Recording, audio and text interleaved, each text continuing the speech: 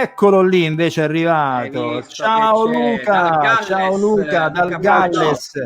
Si vede una sagoma nera e basta, te lo dico Luca, si vede, potresti Magari essere meno tu. controluce perché vedevamo Esatto, un personaggio fumettistico, un manga, vedevamo quindi così. Allora, ora è meglio. allora, per cominciare, aspetta, prima di tutti il sottopancia di Luca Paci, così si capisce di che cosa fa Luca. Allora, sto parlando con Luca Paci, che è il direttore, anzi il co-direttore, se non vado errato, dell'Italian Film Festival di Cardiff, quindi in questo caso parliamo di cinema, ma siccome Luca è un grandissimo conoscitore anche di musica, quindi e poi qui stiamo parlando di tutto il settore spettacolo e via dicendo. Luca, io ti faccio prima di tutto la stessa domanda che ho fatto a tutti gli ospiti che vengono o che operano all'estero, e cioè in che cosa è consistito il lockdown in Galles per tutta l'attività artistica, quindi cinema, concerti, teatro, eccetera, eccetera. Blocco totale, quello intendo dire. Sì, vabbè, io vorrei in qualche modo ridimensionare un po' questa cosa rosea, soprattutto quella che magari Londra funziona sicuramente Londra funziona diversamente dal resto del Regno Unito.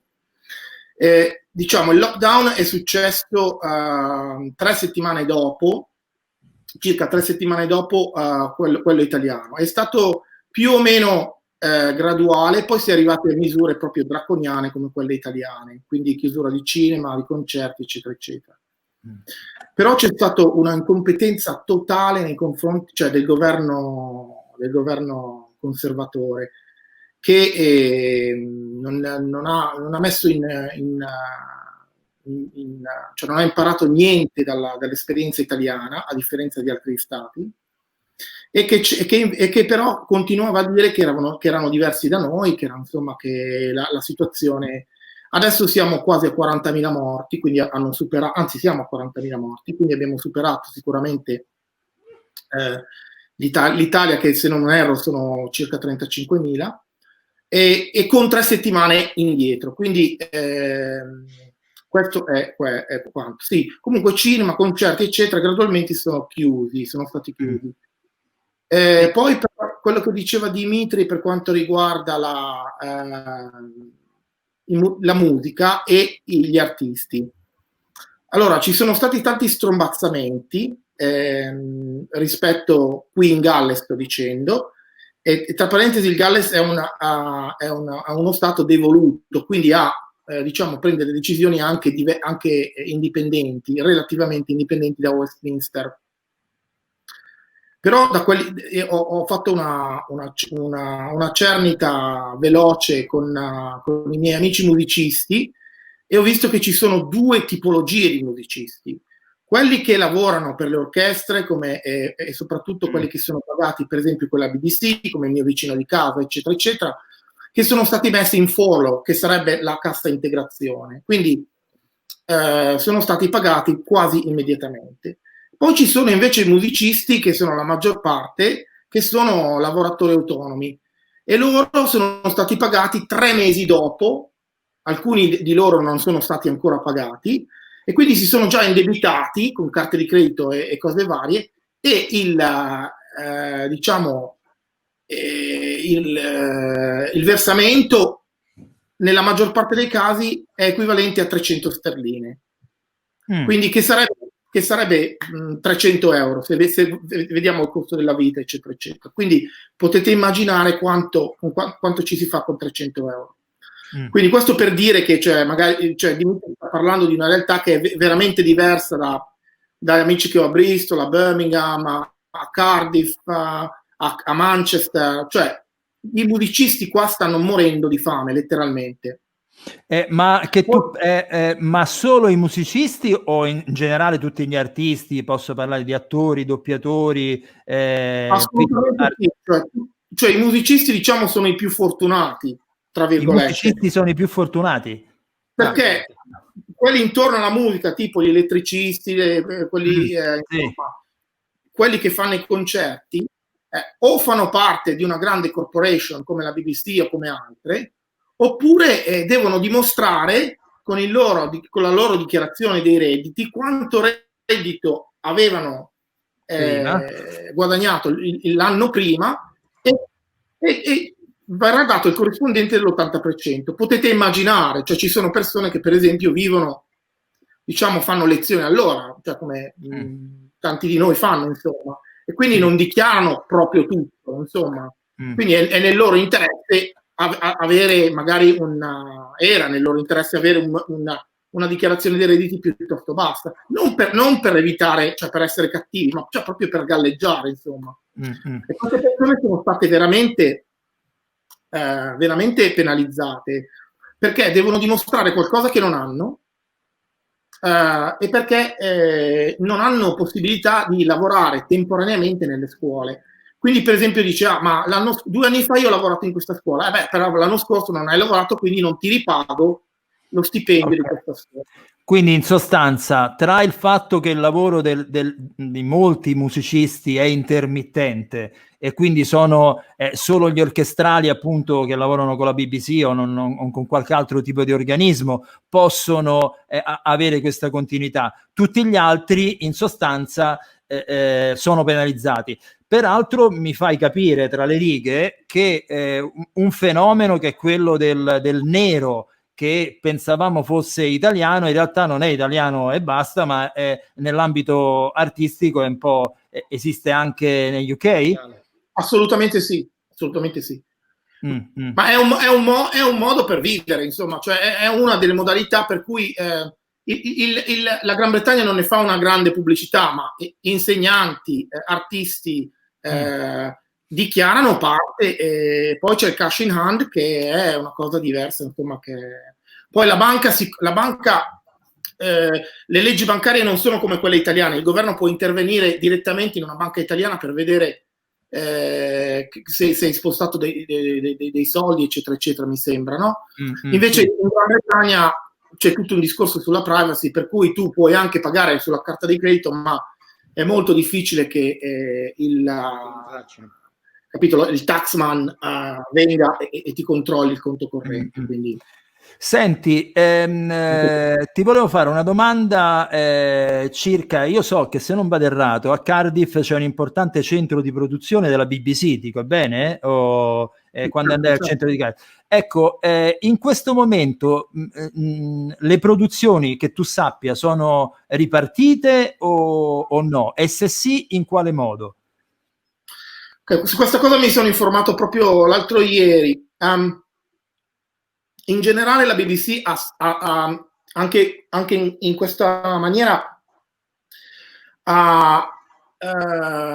molto inglese, nel senso che in Gran Bretagna si fanno delle cose, però non, diciamo, noi stendiamo i panni alla luce del sole, loro lo fanno un po' in maniera un po' più diciamo nascosta, però gradualmente, esatto, hanno chiuso le produzioni principali, anche se stanno facendo, adesso c'è una bella trasmissione che proprio fa questa parodia, si stanno preparando a livello teatrale e a livello, diciamo, cinematografico per il prossimo salto, diciamo, per l'autunno. Però adesso hanno arrestato tutte le produzioni da marzo, dalla fine di marzo, almeno fino a settembre.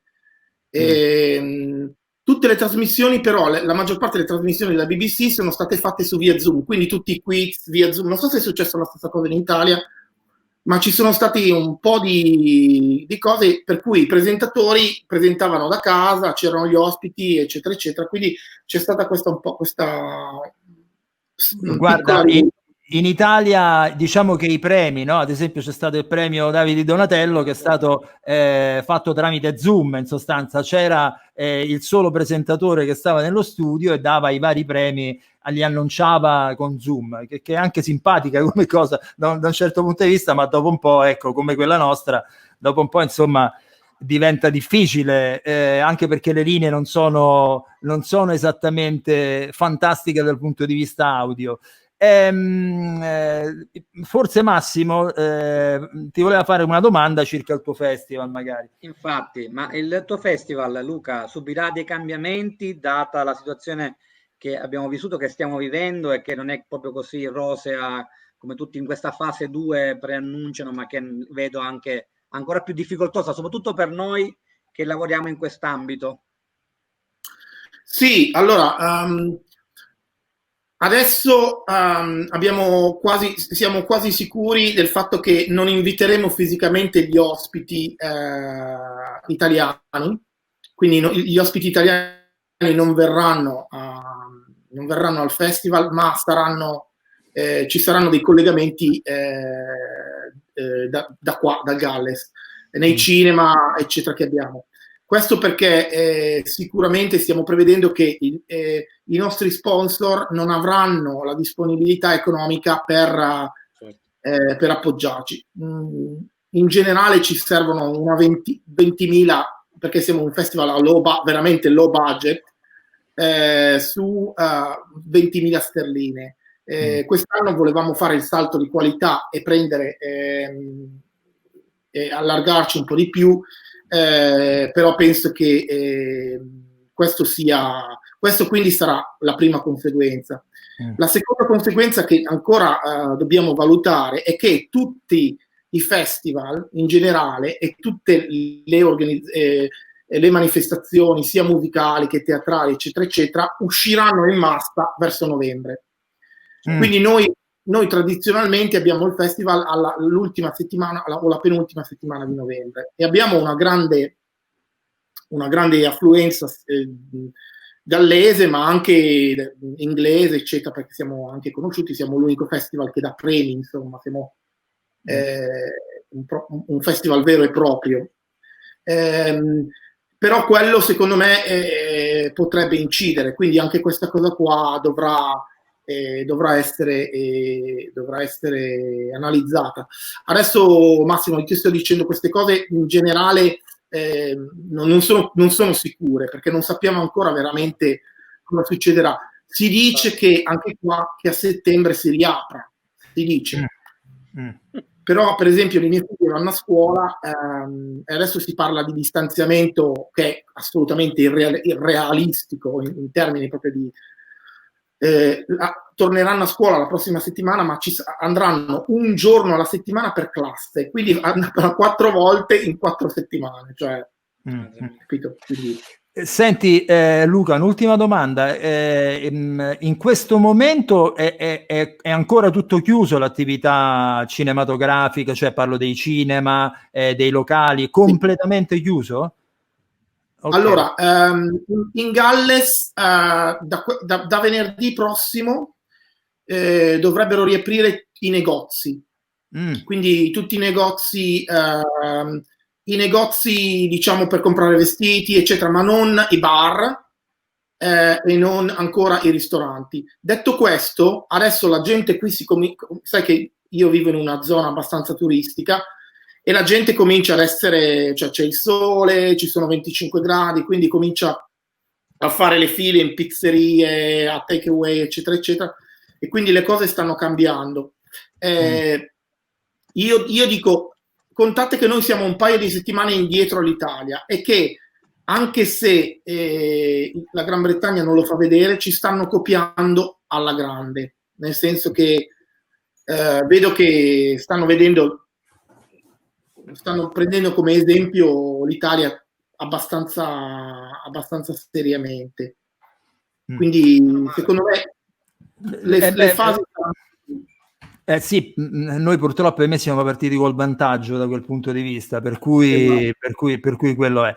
Luca, io ti ringrazio, spero di vederti prestissimo. Io l'altro anno sono stato ospite del Festival di Luca, che è fantastico, mai avrei immaginato che quello prossimo, anche volendo, sarà difficile, però magari io anzi mi auguro che tu lo farai, insomma, eppure senza distanziamento, perché abbiamo risolto tutto. Senti, ciao Luca, grazie mille del tuo preziosissimo intervento. Grazie a voi, piacere di conoscerti Massimo. Grazie anche per me. Grazie. Ciao.